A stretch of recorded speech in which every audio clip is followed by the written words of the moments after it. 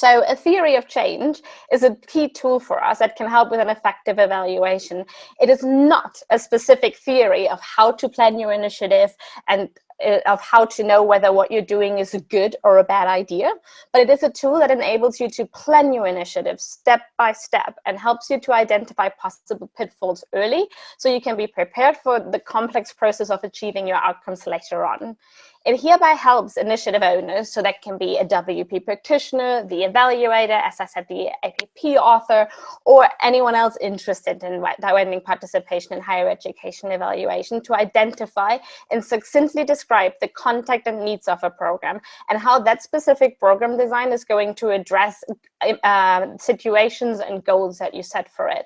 As you probably all know, like the programs that you are running or that you're involved with are highly context specific. And a theory of change is a really, really nice framework that offers a harmonized approach to accommodate the variety of different contexts that we are working in, and allows us to use a tool that is somehow comparable without losing all that really great nuance that we have in the sector. Second of all, it is a tool that can help with offering, as I said, a structured process of questioning your ideas and assumptions. So also change that we are trying to achieve with all our outreach and outreach activities is really complex, and it's quite an elephant task to think about a program that can help decrease the BAME attainment gap or to bring in more quintile polar 1 students. So a theory of change can be really, really helpful here in developing your own personalized theory of what will change when you put your ideas into practice. And lastly,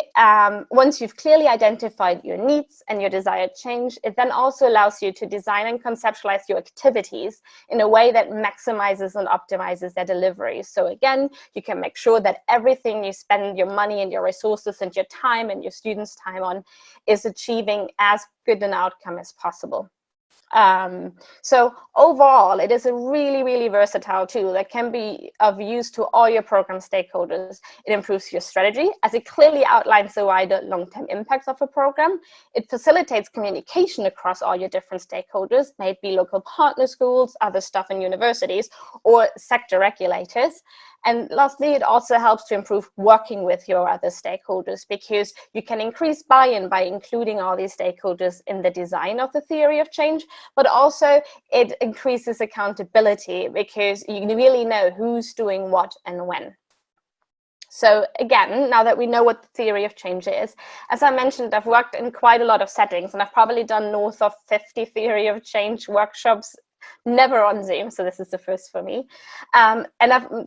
encountered quite a lot of questions and situations where the theory of change has been really helpful in working through different programs. So as I mentioned before, like a lot of projects in the widening participation scheme seem to work really well in the pilot, because you do it with a really small number of students, and the one-on-one intense support that you are like supporting to that small number seems to work really well. And now the question is, how do we scale that pilot project up to increase the original impact to a wider participant pool? A theory of change can help with scaling up the relevant areas, while also keeping a really clear focus on what elements need to be in place to monitor whether the scale up is working really well. Whether that is like including more participants and reducing some of the non-essential program items, or whether that is you've got the additional resources to scale it up like in exactly the form that you did in the pilot. How can we make sure that like these resources again are being used in the best way?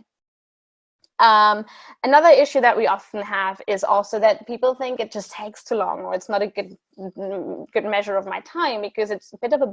box ticking exercise. And I've encountered that numerous times in my like evaluation career, where like evaluation has been forgotten, or a lot of times just didn't seem like the best way that we should spend our limited resources. And that is definitely true when you're running a program delivery, and evaluation is definitely the least of your priorities when you have to have safeguarding issues and deliver an event. But a theory of change can be really useful here, because you can, as I said, front load a lot of the work, and it also not only reduces the time, but also the stress that comes with evaluating alongside your program delivery, because you clearly